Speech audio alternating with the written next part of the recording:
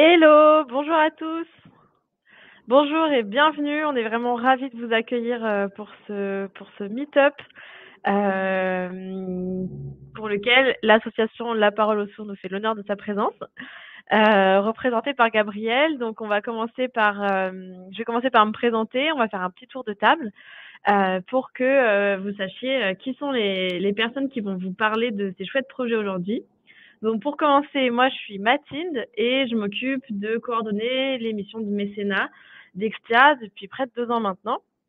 Donc mon travail, c'est justement de collaborer avec nos associations partenaires pour être à l'écoute de leurs besoins, de leurs projets et leur permettre de réaliser ces projets grâce au mécénat de compétences d'Extia. Donc la parole aux sourds et la collaboration entre la parole aux sourds et Extia, ça fait déjà plusieurs années. Bien avant que j'arrive chez Extia. Donc, Gabriel, on aura l'occasion de peut-être retracer un tout petit peu notre voilà l'historique. Voilà. Nous avons aussi Pierre et Arnaud qui sont consultants chez Extia, qui participent de près à ce projet et qui vont nous partager aussi bien leur contribution au projet que leur expérience et leur ressenti. Donc, ce que je vous propose, c'est que chacun puisse dire un mot ou deux sur lui pour commencer, pour se présenter. Gabriel, je veux bien que tu commences. Euh, et puis, sans en dire trop, parce que j'ai plein de questions pour toi. Ça marche. Eh ben, bonjour à tous, merci d'être là et surtout merci Extia et toute la communauté Extia. Donc, je suis Gabrielle Portnoy, fondatrice de l'association La Parole aux Sourds, qui est une association qui favorise l'inclusion des personnes sourdes dans cette société de personnes entendantes et adaptées pour le monde entendant, mais aussi qui a pour vocation de faire découvrir la langue des signes et la culture sourde, qui sont une langue et une culture extrêmement riches, qui me passionnent et que j'ai envie de faire découvrir au plus grand nombre. Génial. Merci beaucoup, Gabriel. On a hâte d'aller encore plus dans le vif du sujet. Pierre, tu veux bien Oui, dire un mot? déjà bonjour à toutes et bonjour à tous. Déjà, merci à tous de venir et de participer à ce projet et à cette démonstration. Donc moi, je suis arrivé il n'y a pas longtemps chez Extia en tant que consultant product owner. Donc pour expliquer brièvement pour ceux qui connaissent pas le métier de product owner, c'est vraiment d'être le lien entre, on va dire, le métier et la partie technique. Donc un peu pour donner un exemple, être entre le lien entre Arnaud et Gabriel pour vraiment comprendre déjà les enjeux métiers et les besoins métiers de Gabriel et on va dire les traduire d'un point de vue plus technique auprès d'Arnaud, d'également de voir avec Arnaud aussi toute la partie voilà technique, également sa compréhension du besoin, l'aider aussi parfois à prendre en main les tickets et à prendre en main les tickets s'il ne comprend pas réellement le besoin de Gabriel. Et ensuite de ça, d'expliquer aussi à Gabriel ce qu'a fait Arnaud, sa vision, comment ses retours et également sa vision du projet d'un point de vue technique. Voilà, donc je n'en dis pas trop. Ouais, merci Pierre. C'est super, c'est parfait. Arnaud, si tu veux bien prendre la suite. Ouais, moi c'est Arnaud, je suis développeur web depuis 6 ans et je suis consultant chez Exia Belgique depuis 5 ans. Et voilà, j'ai eu une longue période d'intermission et du coup j'ai participé au projet de mécénat, le projet proposé par Exia, qui est de participer à la création de la plateforme Seniors pour Gabriel et son association. Et voilà, pour nous, c'est très challengeant de faire ce genre de projet parce qu'on travaille avec beaucoup de développeurs différents qui s'enchaînent sur le projet, parce que voilà, il y a des gens qui sont en intermission quelques semaines, quelques mois, et du coup ça tourne beaucoup. Et puis aussi, on a un challenge sur ce genre de projet-ci qui est d'arriver à faire un projet très accessible, parce que Gabriel porte beaucoup d'intérêt et d'importance à l'accessibilité sur le projet, et pas que pour les personnes malentendantes, mais aussi pour toute personne en situation de handicap. Et du coup, on essaie de rendre le projet accessible sur plein de points différents. Donc c'est super intéressant. Merci beaucoup Arnaud. Donc je suis vraiment très contente des trois profils, trois personnes que vous êtes et que vous représentez. C'est l'occasion pour moi de vous expliquer un petit peu à ceux qui nous suivent le programme qui nous attend pour aujourd'hui et qui, j'espère, pourra vraiment satisfaire tout le monde à tous les niveaux. Vous allez comprendre pourquoi. On va commencer par approfondir un petit peu le projet, la mission, les activités de l'association avec Gabriel. Puis on va ouvrir petit à petit sur le besoin initial lié à la plateforme et le projet Signers qu'Arnaud a commencé à évoquer. Pierre nous aidera à vous donner bien les contours de ce projet d'un point de vue un petit peu plus fonctionnel. Ça permettra aussi bien d'illustrer son métier. Et enfin, Arnaud nous aidera à faire une démonstration de là où on en est. Alors, le projet est loin d'être terminé. Il y a encore plein d'améliorations à apporter. Mais l'objectif, c'est pouvoir vous montrer où on en est d'un point de vue développement. Quels sont un petit peu les technos qu'on a utilisés aussi pour répondre aux besoins de Gabriel, pour que vous ayez la vue globale de ce projet qui, je le rappelle, est encore en cours. Ceci étant dit, Gabriel, on va commencer.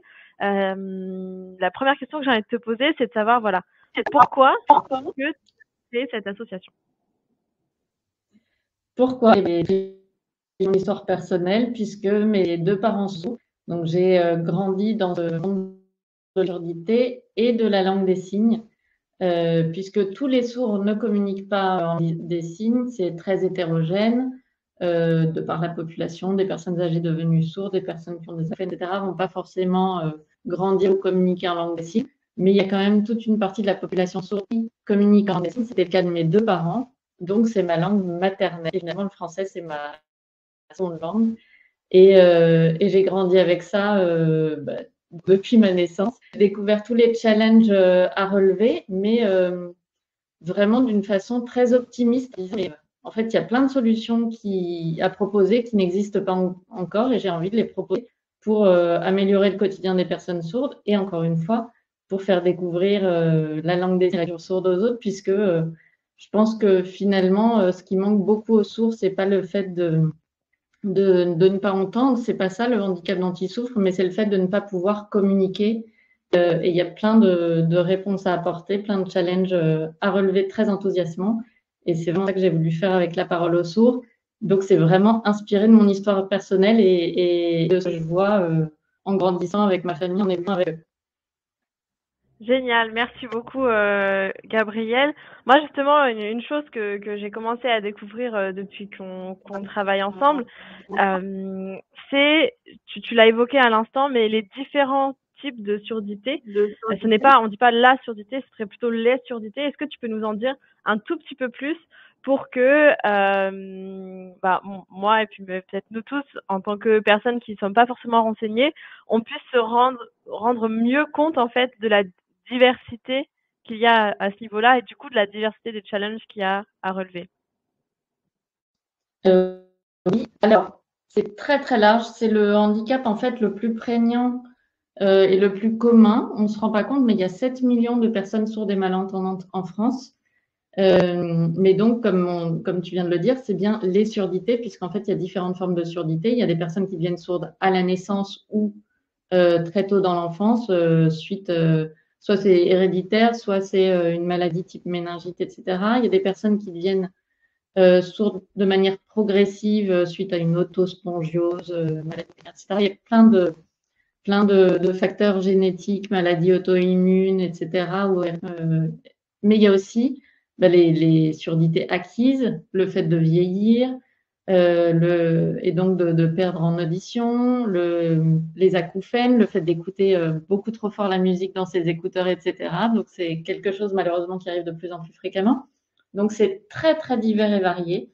Et donc, voilà, tout le monde n'a pas la même façon de vivre sa surdité, tout le monde n'a pas le même mode de communication. Et c'est pour ça qu'il faut, quand on rencontre une personne sourde ou malentendante, un peu l'interroger, se renseigner sur comment elle veut communiquer, comment ça se passe pour elle, pour essayer de s'adapter justement à sa surdité.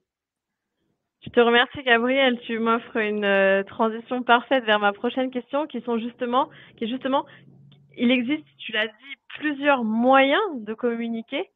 Est-ce que tu peux nous les décrire pour qu'on se rende un petit peu mieux compte? Oui, comme je disais, effectivement, il y a ce que je connais le mieux, c'est la langue des signes. Donc, on parle de sourds signants.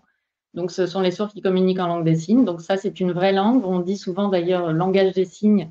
c'est une erreur. Il faut bien dire langue des signes, puisqu'il y a une syntaxe, il y a vraiment une grammaire, tout ce qui va avec, du vocabulaire précis. Ça, c'est un premier mode de communication. On ne sait pas très bien combien de personnes en France communiquent en langue des signes comme langue première, mais bon, en comptant en plus l'entourage, la famille, les professionnels, ça monte à plus de 1 million normalement. Ensuite, il y a les sourds oralistes. Donc, généralement, ce sont des sourds profondillaires, mais qui peuvent être appareillés. Donc, qui portent un appareil ou un implant cochléaire. Donc, c'est une opération qui relie au cerveau et qui transmet des sons. Et ces personnes-là arrivent mieux à déchiffrer quand ils lisent sur les lèvres, puisque finalement, ils ont des sons et ils peuvent avoir la lecture sur les lèvres pour compléter les sons qu'ils n'entendent pas.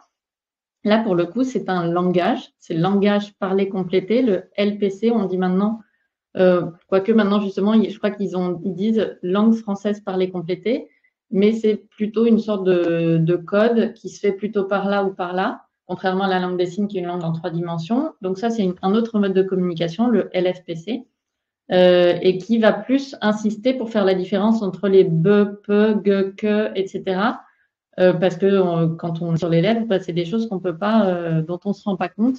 Et donc, ça va permettre, grâce donc, pour la langue des signes, il y a les interprètes langue des signes. Pour les locuteurs de la LPC, il va y avoir les codeurs LPC. Donc, les codeurs LPC vont permettre d'appuyer sur ces mots-là pour finalement permettre aux personnes de lire bien sur les lèvres. Et donc, ça, c'est un autre mode de communication. Et puis après, sinon, pour les personnes qui sont appareillées, c'est plus des bonnes pratiques à avoir, comment bien se placer, écrire les informations sur un tableau, sous-titrer les contenus, justement quand il y a des vidéos qui sont diffusées, etc. Donc, ça va être plein de bonnes pratiques, mais en mode de communication, ça va être plutôt voilà, les sourds signants qui ont besoin de la langue des signes et les sourds oralistes qui, idéalement, lorsqu'il y a une conférence ou une intervention, on peut mobiliser des codeurs LPC pour pouvoir leur permettre de décoder. Et le LPC, c'est vraiment calé sur la langue française, alors que la langue des signes, c'est une syntaxe complètement différente. Waouh, merci beaucoup Gabrielle, c'est vraiment super intéressant. On se rend pas toujours bien compte, je trouve. Un jour, tu m'as expliqué ça, ça m'a vraiment surprise parce que voilà, je m'en rendais pas bien compte. Tu me disais que voilà, même des personnes qui justement maîtrisent ou apprennent cette langue des signes et qui font tous les bons, enfin de bonne volonté, les bons efforts pour parvenir à communiquer, faisaient parfois des erreurs qui presque pas annulent tous leurs efforts de communication, mais se tirent vraiment presque une balle dans le pied pour des petits réflexes qu'on n'apprend pas forcément, qui sont des réflexes à adopter pour favoriser la communication et qui vont au-delà de la simple gestuelle ou de la langue des signes. Est-ce que tu peux, peut-être qu'il y en a parmi vous justement qui nous écoutent, qui maîtrisaient déjà la langue des signes ou avaient envie d'apprendre, etc. Gabrielle, est-ce que tu pourrais nous donner voilà, quelques réflexes qui peut-être pour toi te paraissent évidents, mais qui pour nous en tant que débutants, qui sont peut-être les erreurs un peu communes qui sont à éviter pour justement que notre communication fonctionne. Alors, il y a plusieurs choses dans ce que tu dis. Alors, c'est vrai que par exemple, je pense que l'épisode dont tu parles, c'est quand je t'expliquais ce qui me tient beaucoup à cœur dans le projet qu'on est en train de monter, mais je vais pas tout raconter. C'est qu'il y a des gens qui apprennent la langue des signes dans leur coin, justement, parce qu'ils n'ont pas forcément de formateurs autour d'eux, ou alors ils n'ont pas le temps ou pas les moyens, parce que ça coûte de l'argent d'apprendre la langue des signes. Et donc, ils vont apprendre avec des petites vidéos YouTube ou avec un petit livre. Mais malheureusement, ils ne peuvent pas reproduire les signes qu'ils apprennent. Et beaucoup, ça arrive très très souvent, beaucoup de personnes vont faire les signes à l'envers. Par exemple, au lieu de faire A, ils vont faire A. Au lieu de faire bonjour, ils vont faire bonjour. Et donc, ils vont s'entraîner pendant des mois et des mois tout seuls dans leur coin sans croiser une personne sourde. Le jour où elles croisent une personne sourde, elles sont hyper contentes. Voilà, c'est le moment de partager tous leurs efforts qu'elles ont fait ces derniers mois. Et là, malheureusement, c'est arrivé que les personnes sourdes les regardent un petit peu de travers parce que justement, elles font les signes pas forcément correctement. Et ça, c'est vraiment, alors qu'il y a eu beaucoup d'engagement, beaucoup d'investissement de la part des personnes, ça peut être un peu décourageant. C'est pas le cas de la majorité des sourds, hein. Heureusement, justement, les sourds sont ravis quand il y a eu un effort de fait. Ils sont dans l'échange, la communication. C'est vraiment très chaleureux, mais c'est vrai que c'est ce qui peut arriver et que ça peut dérouter, voire démotiver. Et ça, c'est vraiment un challenge que j'ai voulu relever. Donc, il y a ça d'une part. Et d'autre part, j'ai oublié, ça me va mener à autre chose. Plus dans les comportements, oui. Une chose qui trahit la personne qui est débutante de la personne qui est plus à l'aise en langue des signes, c'est qu'elle va beaucoup se concentrer sur les mains, parce que la langue des signes, ben, on commence par faire les mains. Mais en fait, quand une personne est à l'aise avec les signes, on va voir qu'elle ne regarde quasiment que le visage. Les mains sont presque accessoires. On voit les mains, on voit le signe qui est réalisé, mais c'est beaucoup l'expression du visage, les mouvements du corps qui vont compter. Et c'est là où on voit la différence entre quelqu'un qui débute et quelqu'un qui est à l'aise. Mais le but, c'est que les débutants arrivent à ce stade où elle est vraiment dans l'expressivité. Quand elle regarde son interlocuteur, elle se concentre aussi sur le visage. Et c'est ça qui est magnifique avec la langue des signes, c'est que beaucoup de choses se transmettent, même presque sans les signes, par l'expression du visage. Super, merci, merci beaucoup Gabriel. Et donc, justement, ce qui m'interroge pour la suite, la vocation de ton association, c'est justement de favoriser cette communication entre le monde des sourds et le monde des entendants. J'ai beaucoup aimé la phrase qui suit, pour pouvoir bénéficier des richesses de chacun.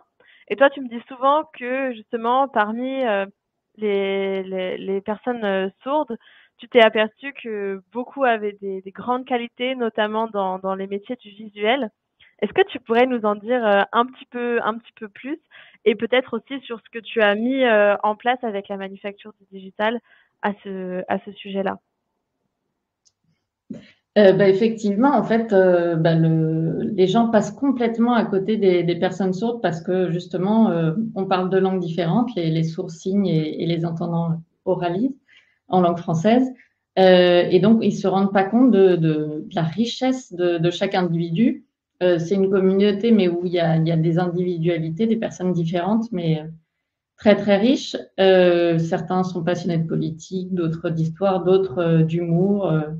Donc très différent, mais il y a une chose qui relie quand même pas mal de personnes sourdes, et ça je m'en suis rendu compte très tard, alors même que mes parents sont tous les deux sourds, c'est que, alors j'ai pas fait un vrai sondage, mais plus de 50% des personnes sourdes excellent dans les métiers liés à l'image. Donc tout ce qui va être graphisme, photographie, réalisation, montage, etc., ils sont hyper doués, ils vivent dans un monde visuel en 3 dimensions, donc ils ont une autre façon de voir le monde, et ils arrivent à le reproduire et ils ont une qualité d'expression visuelle et graphique impressionnante, y compris, je prends l'exemple extrême de ma mère qui est sourde et malvoyante, et elle dessine hyper bien. Et en fait, j'ai mis beaucoup de temps à réaliser finalement que les personnes sourdes avaient cet avantage-là sur les autres handicaps, enfin sur les autres, justement pas handicaps, mais pour le coup, ce sont les entendants qui sont un peu handicapés par rapport aux sourds. Ils sont vraiment plus doués, les sourds, sur ces métiers liés à l'image. Et on dit souvent finalement que dans chaque handicap, il y a une surcompensation et donc il y a des endroits où on excelle. En l'occurrence, pour les personnes sourdes, c'est vraiment ça. Et ça m'a conduit finalement à créer aussi une autre structure, une entreprise qui s'appelle donc La Manufacture Digitale, qui est une agence de communication où j'embauche des graphistes, des réalisateurs, des monteurs sourds, pour qu'ils puissent enfin exercer un métier où ils excellent, puisque sinon, la plupart du temps, ce n'est pas des métiers où ils sont très épanouis, où il y a beaucoup de communication, et où ils ont une valeur ajoutée. Alors que sur ces métiers-là, ils ont une valeur ajoutée, des compétences innées, et en plus, on est dans un métier quand même beaucoup lié à l'image, donc leurs compétences sont très utiles. Et j'espère qu'il y aura plein d'autres manufactures digitales qui vont se créer par d'autres personnes plus tard, parce qu'il y a un vivier de personnes encore à recruter assez énorme. Génial. Merci beaucoup, Gabriel. Tu peux nous donner une idée des missions qui sont réalisées par tes employés de la manufacture digitale? Oui, les métiers. Ouais, les métiers. Ouais. Les métiers. Plein de choses. Des captations, par exemple, photos d'événements, de vœux de fin d'année, puisqu'on arrive aux vœux de fin d'année ou vœux de début d'année.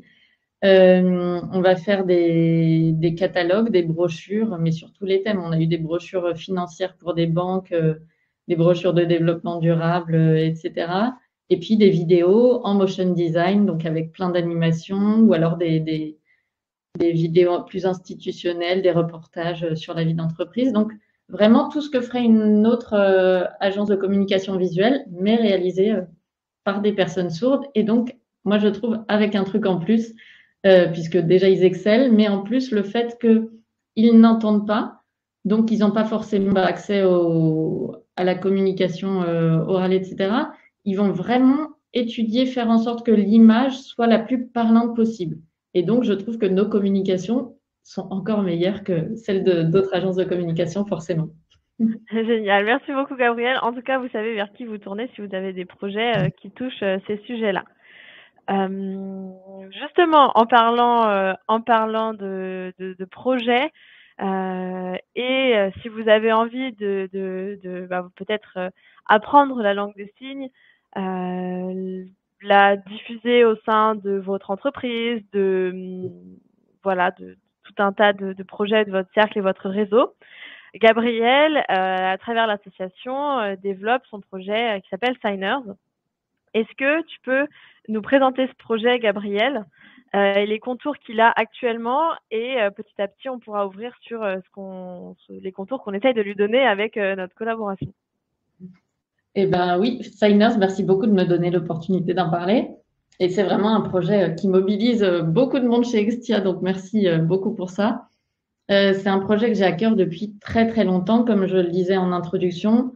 Finalement, depuis toujours, quand on découvre que mes parents sont sourds, on me dit « Ah, c'est génial, j'aurais toujours voulu apprendre la langue des signes, mais il n'y a pas de formateur près de chez moi, ou alors c'est cher, ou alors j'attends. » J'ai entendu ces phrases toute ma vie et je me suis toujours dit il faut que je puisse apporter une réponse à ça. Le monde a énormément évolué, on a Internet, ça va beaucoup plus vite. Ensuite, il y a eu les vidéos YouTube, enfin, on a beaucoup plus d'accès à de la vidéo. Mais les gens n'étaient pas forcément encore prêts au e-learning. Je voulais faire du e-learning depuis très longtemps, mais les gens n'étaient pas prêts. Et depuis le Covid, clairement, il y a eu un shift. Et là, les gens étaient enfin prêts à passer à l'apprentissage de langue en e-learning et de langue des signes notamment, puisqu'il y avait toujours un petit peu une résistance en se disant la langue des signes, il faut que ce soit en vrai. Eh ben non, il ne faut pas que ce soit forcément en vrai. Et au contraire, on peut aller beaucoup plus loin grâce au e-learning. Et donc, voilà, en 2020, je me suis dit, ça y est, là, c'est vraiment le momentum pour proposer la formation, mais il fallait lancer quelque chose. Il y avait déjà de l'existant, comme je disais. Il y a des vidéos YouTube, il y a des petits trucs à droite, à gauche qui se lançaient, mais c'était pas de réelle formation. C'est génial pour découvrir. Chaque chose qui se crée, pour moi, est utile. Chaque contenu peut trouver son public, mais moi, je voulais vraiment proposer la formation la plus profonde, la plus solide qui existe, pour que les personnes qui sont motivées et qui ont envie d'aller loin et qui n'ont ni l'argent, ni le temps, ni le formateur près chez eux, puissent aller le plus loin possible en autonomie. Et donc, ça a été un long travail avec des formateurs sourds, diplômés, spécialisés, pour mettre les choses en place, travailler la grammaire notamment. Il y avait un gros enjeu pour rendre finalement l'implicite qu'on a quand on est en présentiel explicite via du e-learning, parce qu'on ne peut pas forcément poser de questions au formateur. Alors, le but, c'est que cette formation e-learning soit faite en autonomie, mais qu'on puisse compléter avec des cours en visio avec un formateur. Mais si on ne fait qu'en autonomie, il fallait pouvoir avoir le maximum de choses. Et justement, aussi, on a travaillé sur des fiches de vocabulaire très pointues, en plus des vidéos, pour que les personnes puissent reproduire correctement les signes et ne pas se retrouver dans la situation dont on parlait tout à l'heure, où elles font les signes à l'envers, etc. Là, si elles suivent correctement la formation, ça ne peut pas arriver. Donc voilà, on a essayé vraiment de pousser la formation le plus loin possible pour que les personnes puissent vraiment apprendre et pas seulement se contenter d'un bonjour, merci, au revoir. Mais même si c'était que ça que les personnes recherchaient, elles l'auraient et ce serait déjà génial. Chaque pas qui est effectué, on prend, on est ravis. Mais si elles veulent aller plus loin, avec la formation, elles peuvent aller plus loin. Il y a plein de challenges à relever et notamment rendre ça le plus ludique possible. Et c'est là où j'avais vraiment besoin d'Extia. Donc, je pense que tu vas pouvoir faire la transition, peut-être. Mais pour créer des activités qui soient ludiques, qui soient variées. Et là, il y avait beaucoup de travail et je ne pouvais pas faire ça tout seul de mon côté. Donc, Extia a répondu présent. Voilà. Donc c'est en effet transition parfaite et Pierre va pouvoir nous aider à justement voilà quand on réceptionne un besoin comme ça de cette ampleur. Ça fait déjà plusieurs mois qu'on travaille sur le projet. Pierre, tu nous as rejoint là il y a quelques mois maintenant ou grandes semaines en tout cas. Donc merci pour ça. Pour compléter le brief de Gabriel et que vous soyez vraiment dans voilà, le cas de figure classique d'une mission de mécénat, j'ai envie de vous partager l'existant. Donc Gabriel, ce que Gabriel a pu mettre en place, avait pu mettre en place déjà avant qu'on collabore ensemble, ce qui nous a servi de base pour comprendre les outils, les activités, les parcours qu'elle avait en tête, que vous aussi vous puissiez vous projeter. Et ensuite, on vous expliquera un petit peu mieux ce qu'on a mis en place de notre côté à ce sujet.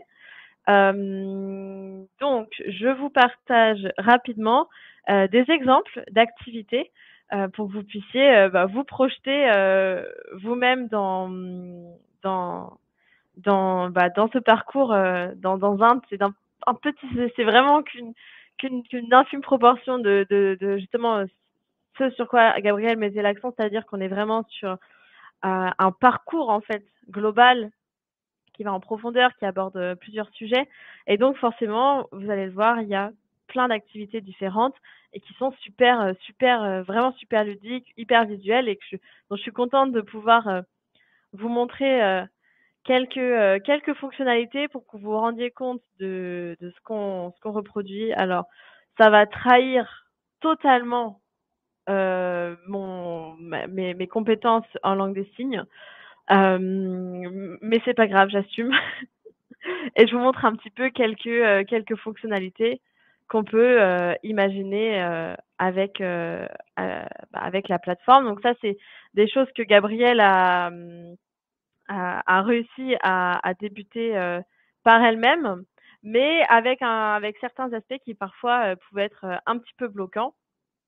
Hop, je vous montre juste voilà, petite idée de ce à quoi ça peut ressembler. Et qu'on a essayé de corriger en fait justement par notre collaboration. Donc du coup, Pierre, je te passe la main et est-ce que tu pourrais voilà, nous expliquer un petit peu quel est ton rôle sur le projet et ce qu'on a commencé à mettre en œuvre pour répondre aux besoins de Gabriel. Bien sûr. Alors, c'est vrai que en rejoignant donc Extea il n'y a pas longtemps, c'est vrai que j'ai dû reprendre un peu ce qui avait été fait en amont, mais surtout ce qui est très important, c'est de comprendre un peu lorsqu'on veut décider de créer une application ou un site ou une plateforme permettant de pouvoir répondre à différents services. Ce qui est très important, c'est déjà de comprendre réellement le besoin de Gabrielle, de ce qu'elle souhaite avoir sur son site ou sur sa plateforme. Et pour pouvoir ensuite voilà, répondre au mieux et de comprendre un peu les enjeux, de comprendre d'un point de vue global aussi tous les besoins, de comprendre aussi toutes les spécificités techniques qu'il peut y avoir. Et bien évidemment, c'est en discutant avec Gabriel, en discutant avec les équipes, en comprenant que voilà quel est un chemin critique, donc quel est le parcours utilisateur que souhaite Gabriel fasse. Par exemple, voilà, un utilisateur lambda qui souhaite se former sur la langue des signes, puisse voilà, se connecter sur l'application ou sur la plateforme, puisse aller s'inscrire pour prendre des cours ou rechercher des informations, et surtout d'avoir un certain nombre d'activités et de mise de moyens techniques ou de moyens, on va dire, pour prendre en main l'outil.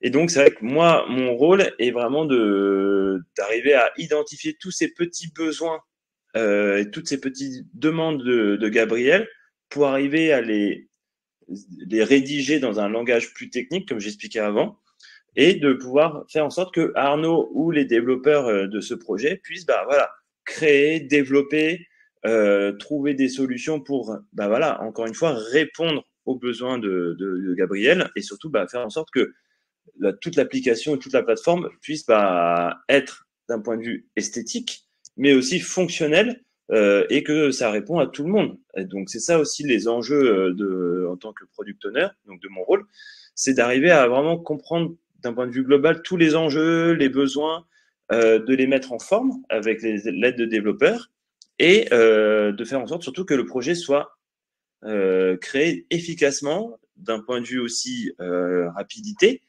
Et donc, c'est là où c'est très important. Et du coup, on a créé beaucoup de choses. Gabrielle, ce qui est bien, c'est qu'elle a beaucoup d'idées. Elle a des envies, elle a plein d'envies, donc c'est super.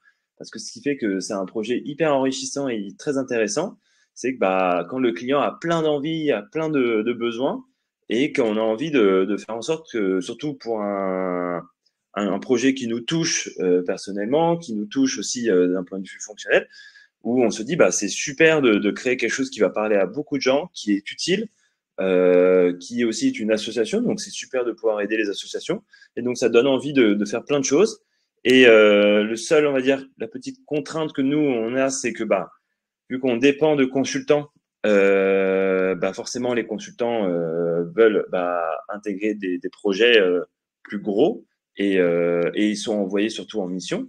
Donc c'est vrai que nous on dépend de la partie main d'œuvre puisque bah, parfois les développeurs restent pendant 1 à 2 semaines, voire parfois on a la chance qu'ils restent 1 mois à 2 mois.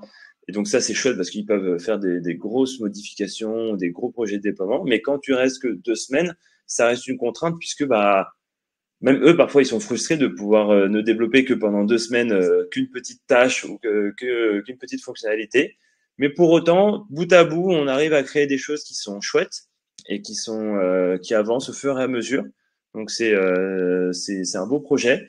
On a fait plein de choses, on a fait des activités. Donc comme montrait Mathilde juste avant, voilà, on a créé différentes activités. On a créé des activités qui sont assez ludiques, comme le memory, comme de pouvoir faire en sorte de le drag and drop, par exemple. Donc, pour expliquer rapidement, c'est voilà de dire que bah il y a une vidéo qui passe, et bah il faut mettre en forme les mots, de dire est-ce que ça correspond bien à ces termes-là ou est-ce que ça correspond bien à ce langage des signes. On a fait également aussi le roue de la chance, donc c'est de pouvoir proposer une activité par jour à la personne qui souhaite s'informer et qui souhaite apprendre. Donc c'est beaucoup de projets, beaucoup d'activités, beaucoup de fonctionnalités aussi pour faire en sorte que bah, ce soit un site moderne, que ce soit également aussi un site utile et fonctionnel et d'un point de vue ergonomique facilement utilisable par tout le monde.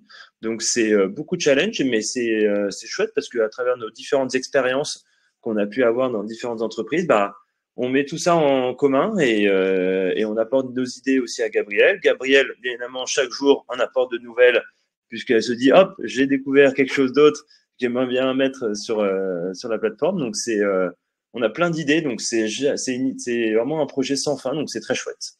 Et j'ai hâte de parler parce que je parle beaucoup. Merci beaucoup, Pierre. Je suis ravie. Tu as vraiment, je trouve, donné voilà, toute le cadre en fait d'une mission comme ça qui est une mission de mécénat. Donc pour rappeler le contexte, c'est une mission qu'on réalise gratuitement pour une association à travers le mécénat de compétences. Donc oui, tu as relevé les challenges qu'on a sur voilà parfois la durée de disponibilité ou bien les compétences qui seront mises à disposition et parfois la frustration que ça engendre en effet. Mais aussi, tu as mis en avant voilà la richesse d'un projet comme ça qui permet en fait, qui est ouvert à tous, qui permet à chacun de venir contribuer, de potentiellement monter en compétences sur un projet comme ça, parce que voilà, on est quand même dans un contexte où on n'est pas chez un client, chez un de nos clients habituels, mais pour autant, on a mis en place des vrais outils, on a une vraie équipe et on a un vrai projet. Et donc, j'imagine que, enfin voilà, je m'appuie sur vos retours aussi pour dire que j'imagine que c'est une expérience qui est enrichissante pour vous aussi. Et justement, Arnaud, je serais ravie de savoir, toi, tu as beaucoup participé à ce projet. J'en profite pour te remercier une fois de plus. Mais voilà, si tu pouvais justement nous expliquer un peu quelle a été ta contribution. Toi du coup en tant que développeur et peut-être nous montrer en secret ce qui a déjà été fait, ce qui fonctionne à peu près, ce qui fonctionne un peu moins et ce sur quoi on travaille actuellement. Ça donnera à tout le monde un peu plus de visibilité sur ce projet. C'est ça, Pierre en parlait des difficultés qu'on rencontre sur ce genre de projet. Par exemple, la difficulté du fait qu'on ait beaucoup de consultants qui viennent et qui partent sur le projet pour des durées plus ou moins longues, c'est qu'on a différentes compétences sur le projet et chacun va porter sa pierre à l'édifice. Ça veut dire qu'il y a des gens qui disent moi j'aime bien utiliser cette techno-là. Donc moi je vais parler plutôt en l'aspect technique, mais moi j'aime bien cette techno-là, j'aime bien cette manière de faire. Et du coup, si on a trop de pierres à l'édifice, à un moment ça devient un peu le bordel. Et du coup, on essaye aussi de contrôler un peu ça et de dire voilà, on va mettre des règles, de guidelines techniques dans le projet pour essayer de respecter une certaine mise en forme, cette manière de faire, parce que sinon on est vite dépassé par ça. Et l'autre challenge, du coup, sur ce projet particulièrement, j'en parle en introduction, c'est l'accessibilité. Personnellement, c'est ma première expérience en termes d'implantation d'accessibilité, parce que malheureusement, c'est un sujet qui est très souvent relégué au second plan, parce que c'est une faible partie de la population, et du coup, l'entreprise, globalement, se disent ça vaut pas la peine, ce qui est bien dommage. Mais du coup, on n'est pas aussi, en tant que développeur, souvent pas formé à faire l'accessibilité ou juste pas compétent. Et du coup, ça permet d'apprendre ça aujourd'hui parce que Gabriel met beaucoup d'importance sur ça, attache beaucoup d'importance à ça, ce qui est bien normal. Et comme je le disais aussi, c'est pas que l'accessibilité pour les personnes malentendantes, mais aussi pour les personnes dans toute situation de handicap, que ce soit visuel ou cognitif. Et du coup, c'est un challenge parce que je vais vous montrer l'application. Certaines règles d'accessibilité nous limitent dans les possibilités de ce qu'on peut faire dans l'application. Juste partager mon écran. Voilà. Donc ça, c'est l'application dans l'état actuel. Et du coup, on tente de refaire ce qui avait été montré par Mathilde tout à l'heure sur Teachable, mais dans la plateforme Seniors, qui sera du coup celle qu'utilisera Gabriel et l'association plus tard. Et pour l'instant, ce qu'on peut faire, c'est juste, c'est déjà pas mal, créer des jeux et les administrer, donc les modifier, changer les questions et tout. Par exemple, je vais montrer un jeu ici, c'est un quiz. Donc l'idée, c'est d'avoir plein de jeux de disposition pour apprendre la langue des signes, que ce soit des quiz, des memories, des drag and drop, plein de titres de tout genre. Bon là, l'exemple n'est pas optimal parce que la réponse se trouve dans la question, mais c'est pour vous montrer un peu l'exemple. Là, on aura une vidéo qui joue, une vidéo qui montre un signe, et l'idée, c'est de le reconnaître et de savoir, ok, voilà, ça j'ai reconnu, c'est le signe pour bonjour, et on répond à la question. Donc voilà, c'est ce genre d'activité. Et je parlais d'accessibilité au début, voilà, par exemple, un des critères les plus importants, c'est la taille des textes. Il faut que les textes soient très grands pour être visibles par tout le monde. Et du coup, on a un espace restreint, je vais juste vous remontrer le jeu, on a un espace restreint pour travailler, parce que des grands textes, on peut en mettre moins sur une seule page. Du coup, voilà, ici, les boutons sont relativement grands, les textes sont relativement grands, et du coup, c'est un challenge en termes d'UX d'arriver à mettre tout ce qu'on veut sur une seule page avec des très gros textes. Et voilà, on discute avec Gabriel aussi d'éventuellement mettre des options d'accessibilité où les gens pourraient choisir ce qu'ils veulent comme option d'accessibilité sur le site, afficher des plus grands textes, des couleurs plus contrastantes, ce genre de choses. Voilà, les contrastes, par exemple, si c'est un truc hyper important, on doit faire hyper gaffe aux couleurs qu'on choisit pour que le contraste soit très haut. Donc ce genre de choses, c'est très challengeant. Et puis d'un point de vue technique, ça peut être aussi utiliser les bonnes balises HTML, utiliser les bons attributs HTML. Ça, c'est un truc technique qu'on ne voit pas visuellement, mais qui est important parce que ça affecte les lecteurs d'écran qui vont retranscrire de manière audio ce qui est affiché à l'écran. C'est hyper important d'utiliser les bonnes balises HTML pour que l'outil sache se repérer sur la page. Ok, là il y a un titre, là il y a du contenu, et c'est ce genre de choses, ou qu'il puisse sélectionner les bons champs sur la page. Voilà, je peux vous montrer d'autres jeux. Un jeu intéressant qu'on a fait, on en a parlé tout à l'heure, la roue de la chance. En gros, l'idée c'est d'avoir une roue qu'on peut tourner, et avec différentes activités qu'on peut pratiquer. Et du coup, chaque jour, les personnes pourront venir tourner X fois la roue et jouer à différents jeux. Et du coup, ça correspond à des jeux qu'on a déjà créés au préalable. Et du coup, on accède au jeu-là comme ça. Donc voilà, ça, c'est un jeu où on peut s'entraîner en auto-évaluation à signer un mot. Donc là, le but, c'est d'apprendre à signer les lettres une par une. Donc la personne devra signer B-O-N-G-O-U-R. Et elle le fait de son côté tout seul. Et à la fin du chrono, on lui dit, voilà, c'était ça la manière de faire les bons signes. Est-ce que tu as réussi, est-ce que tu as raté? Là, c'est un jeu qui est un peu compliqué à évaluer sans prendre la caméra et essayer de deviner les signes qu'ils ont fait devant la caméra. Du coup, voilà, ça, c'est la réponse en alphabet dactylologique. Donc voilà, et après, on peut retourner la roue et on peut jouer à autre chose. Et il y a plein de jeux comme ça. Et Gabriel en parlait, j'en profite. Tout ce qui est le visuel qui est exacerbé par certains handicaps. Moi, je pense aussi c'est pour ça que c'est pas nous qui avons choisi les couleurs. Il y a un graphiste dans l'équipe de Gabriel qui fournit tous les designs. On voit que c'est extrêmement coloré, ce qui est habituellement un truc qu'on évite sur les sites web parce que on est vite submergé par ça. Mais là, du coup, ça donne envie de jouer, ça donne envie de participer. Et ouais, ça exacerbe un peu le sens de la vision, ce qui est hyper intéressant. Donc, je pense que je fais sur le même jeu, du coup. C'était pas un bon exemple, pas de chance pour moi. Je peux vous montrer, par exemple, on a quoi? Un memory. Donc, je vais pouvoir m'humilier sur le fait que je ne connais pas la langue des signes et que je vais galérer. Mais c'est intéressant. On est aussi. ensemble sur ça, Arnaud. Tout à l'heure, du coup, grâce au memory, j'ai appris à signer certains chiffres et nombres. Donc, on a 15, 16. Ça, je crois que c'est 16, justement. Voilà. J'ai retenu grâce à ça. Ça doit être 30, 50. Voilà, c'est un memory. Donc, c'est le principe, mais du coup, c'est une manière aussi ludique d'apprendre à apprendre des nouveaux signes. Et voilà. Et du coup, on peut voir aussi sur d'autres sujets que je n'ai pas abordés, mais on a par exemple un chronomètre pour après s'évaluer sur la vitesse. On peut aussi comparer le temps qu'on prend à chaque fois et voir est-ce qu'on s'améliore et ce genre de choses. Voilà, je ne sais pas si vous voulez que je montre d'autres choses, Mathilde ou Gabriel, qui vous intéressent, mais...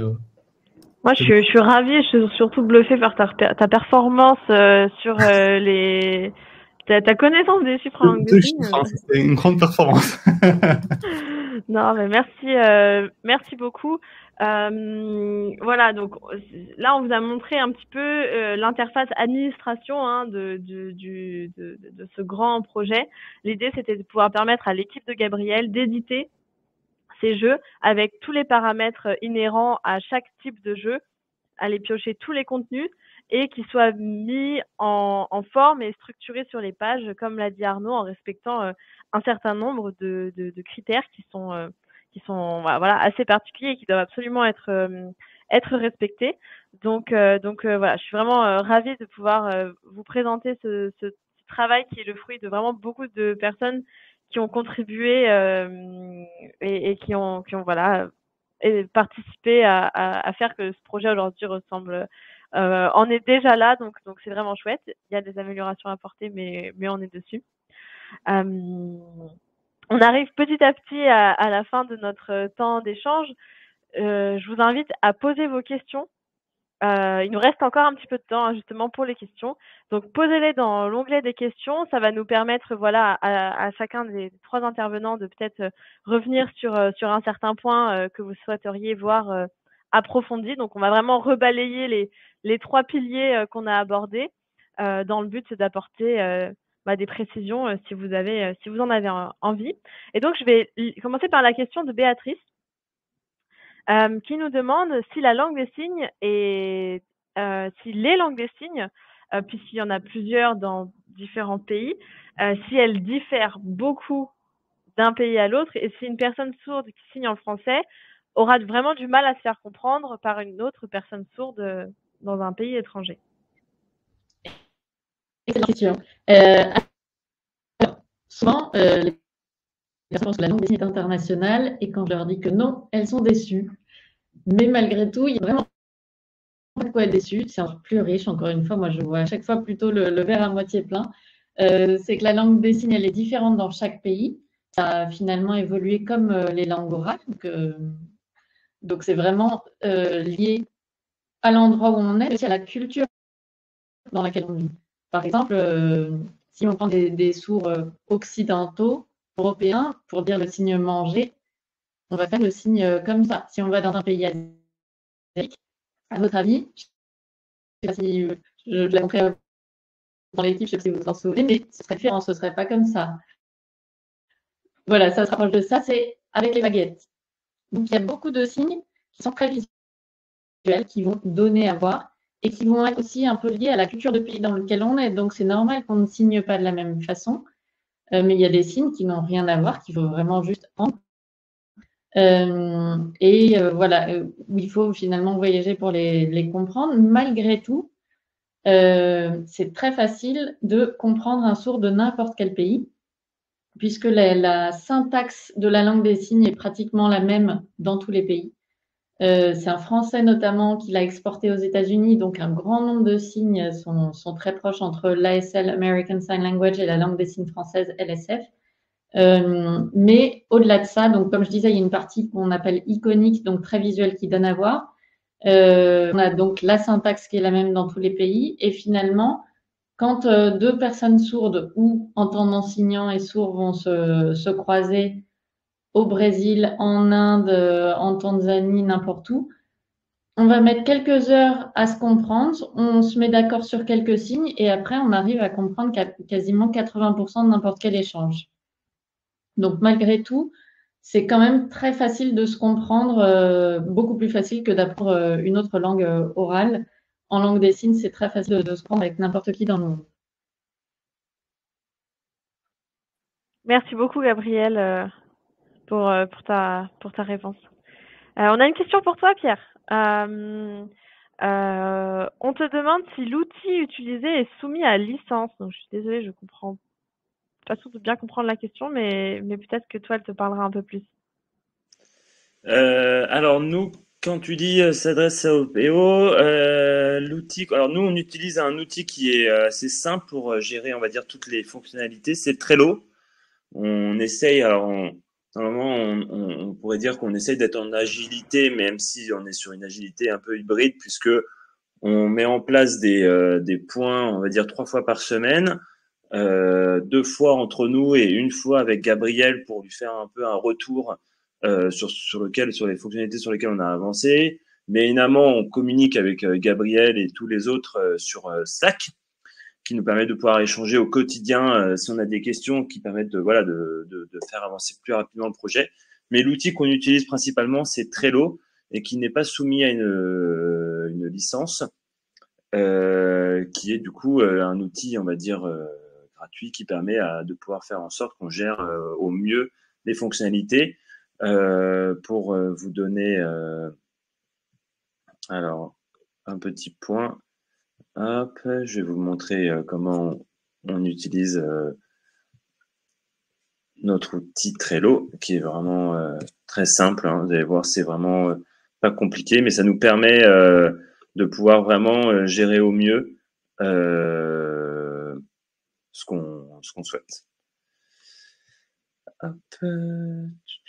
Et ce, dans le contexte du coup d'un projet de mécénat ou mettre en place les outils peut-être les plus performants que souvent d'ailleurs les devs maîtrisent très très bien et avec lesquels on pourrait travailler, mais qui ne se justifient en fait pas forcément dans le contexte d'un projet de mécénat où on a besoin de rester simple et on a besoin de pouvoir prendre en main le projet et les outils en fait le plus rapidement possible parce que vous l'avez deviné, sur une période de disponibilité d'une personne, si on met plus de temps à comprendre les outils du projet qu'à vraiment pouvoir participer, c'est un peu le monde à l'envers et donc les outils les plus simples sont souvent ceux qui fonctionnent le mieux. Exactement. Voilà, donc merci Mathilde. C'est vrai que voilà, donc pour vous montrer l'outil sur lequel on utilise, donc c'est un outil de gestion de fonctionnalités très simple qui s'appelle Trello. Et donc, on a défini un certain nombre de colonnes qui est donc le backlog. Le backlog, c'est vraiment toute la liste des fonctionnalités, toute la liste des envies un peu qu'on a mis au propre et qu'on a un peu rédigé de manière un peu technique avec Gabriel et les autres personnes du projet. Et donc, c'est vraiment une liste avec des différentes couleurs. Donc, nous, les couleurs sont vertes, jaunes, rouges, qui permettent de pouvoir identifier un peu, si vous voulez, la taille du ticket. Donc, S étant la plus petite, donc, et M étant un peu plus grosse, XL étant très gros. Mon objectif un peu vraiment en tant que product owner est une fois que lorsqu'on a identifié une grosse tâche, qui est soit XL, soit L, mon rôle est vraiment de pouvoir la réduire au maximum en réduisant, en faisant un étiquette XL avec plusieurs petites tailles, plusieurs étiquettes S ou M, qui permet de pouvoir vraiment faire en sorte que tous les développeurs qui arrivent sur le projet puissent ajouter leur pierre à l'édifice et de pouvoir faire en sorte que un développeur qui s'attaque à une tâche XL, s'il est envoyé en mission 2 semaines après, il n'aura pas eu peut-être le temps de finir l'étiquette et du coup ce sera compliqué pour les autres développeurs qui vont reprendre de continuer sur cette étiquette. Or, si il travaille que sur des étiquettes de taille S ou M, en 1 semaine ou en quelques jours, il a le temps de les faire et comme ça, au moins, on est sûr que c'est fini. Donc, c'est très important c'était vraiment notre ligne conductrice par rapport à ça, par rapport aux développeurs, lorsqu'on a des nouveaux développeurs, des nouveaux designers ou de nouvelles personnes, de faire en sorte que lorsqu'ils commencent une tâche ou une étiquette, que même s'ils sont envoyés en mission et qu'on est très content pour eux, il faut qu'ils la finissent pour que vraiment ce soit eux et eux-mêmes qui les finissent et que la reprise ne soit pas compliquée. Parce que l'objectif est que, comme disait Mathilde à juste titre, c'est que faut que tout soit très simple, organisé et faire en sorte que ce soit bien géré de cette façon. Donc voilà, on a différentes colonnes qui permettent de pouvoir les déplacer comme on a envie lorsque il y a une tâche qui est en doing, donc qui est en train d'être réalisée. Donc ce qui permet de pouvoir montrer et chaque personne qui prend une étiquette peut se l'approprier. Donc voilà, par exemple Arnaud s'est approprié cette fonctionnalité de pouvoir changer dans le memory les couleurs des petites cases. Il peut tout à fait cliquer sur le bouton rejoindre qui permet de pouvoir se l'approprier. Comme ça, moi, je sais qui est sur cette tâche. Et lorsqu'il y a des développeurs qui me demandent de l'aide ou qui me demandent des tâches à réaliser, au moins, je sais quelle tâche je vais pouvoir leur donner, quelle tâche ils veulent prendre, en fonction de leurs compétences, bien évidemment, techniques. Donc voilà, c'est un outil vraiment facile à utiliser, qui est utilisé dans beaucoup d'entreprises et qui permet vraiment d'avoir une gestion assez bien faite des projets. Voilà, j'espère que j'ai parlé beaucoup, mais j'espère avoir répondu à la question. Ouais, je pense, c'est super. On va prendre une dernière question. On nous demande s'il y a une communication qui est déjà prévue pour rendre le projet disponible et pour étendre son utilisation. Je pense que ça s'adresse à toi, Gabriel. Alors, c'est-à-dire, je ne sais pas si quelqu'un a mieux compris que moi, parce que c'est du coup son utilisation, que le projet Swiner soit répandu, pas la partie technique. Ouais.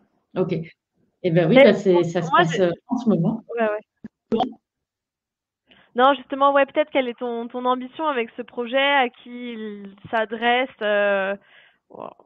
Voilà, moi je le sais, mais comment est-ce que tu vas communiquer à ce sujet? Combien de personnes vont utiliser la plateforme quand elle sera publiée? Des millions. Exactement. Mon but, c'est, on est combien en France? 66 millions, 67 millions. Donc moi, c'est 67 millions de signers. Donc voilà, le but, c'est vraiment que la plateforme soit accessible à absolument tout le monde, qu'un maximum de personnes puissent la prendre en main, s'initier ou aller encore plus loin. Tout est possible, tout est permis, mais voilà, l'idée, c'est que tout le monde puisse y aller. Il y a déjà un premier niveau qui est prêt. On s'est calé sur le cadre européen commun de référence des langues. Donc, comme quand on apprend une langue au collège, au lycée, A1, A2, B1, B2. Donc, il y a déjà le niveau A1 qui est prêt. Il y a un niveau d'initiation aussi pour ceux qui veulent juste faire un premier petit pas. Donc, si vous allez déjà sur le site signers.com, vous pouvez déjà vous rendre compte de ce qui est fait. Il n'y a pas encore les améliorations, justement, qu'on est en train de créer avec toute l'équipe Extia, mais ça ne saurait tarder. Et le but, c'est que grâce à ça, on puisse arriver beaucoup plus facilement à créer le niveau A2, puis le niveau B1 d'ici dans le courant de l'année prochaine. Mais en tout cas, voilà, il y a déjà quelque chose en ligne et ça va être complété bientôt très, très rapidement grâce à toute l'aide d'Extia. Et comme je disais, et ça, je ne l'ai pas présenté pour la manufacture digitale, mais c'est vrai que maintenant, une partie de nos activités, donc c'est destiné aux particuliers, n'importe qui peut s'en saisir, mais aussi aux entreprises. Pour les entreprises, du coup, ça peut passer par la manufacture digitale qui est une entreprise adaptée. Donc, tout le monde ne connaît pas forcément le concept, mais c'est en fait un contrat entre l'État et moi qui m'oblige à engager un maximum, c'est pas bien formulé, mais plus de 50% de personnes en situation de handicap. Donc, chez moi, il y a quasiment 100% de personnes en situation de handicap, majoritairement des personnes sourdes et malentendantes. Et pour moi, j'ai pas l'impression d'être une entreprise adaptée. C'est mon quotidien. Et j'ai surtout des personnes très compétentes en entreprise. Et grâce à cet agrément, en plus, on peut intervenir du coup dans vos entreprises, puisque je crois que vous êtes tous placés en entreprise. Et on peut justement faire une sensibilisation dans vos entreprises, très ludique, avec aussi les roues de la chance. Par exemple, la roue de la chance qu'a présentée Arnaud, on peut vous la faire en live, mais avec cette partie justement numérique. et puis vous faire avancer, vous faire un petit peu une initiation en live pour qu'ensuite vous puissiez prendre en main toute la partie technique derrière Signers et vous connecter vous-même. Génial. Bien, merci beaucoup Gabriel, merci Arnaud, merci Pierre, merci par la pensée à toutes les personnes qui ont contribué à ce projet et qui sont entre-temps voilà repartis à vaquer à leurs occupations, à leurs missions. Merci à vous d'avoir participé, d'avoir été là aujourd'hui avec nous.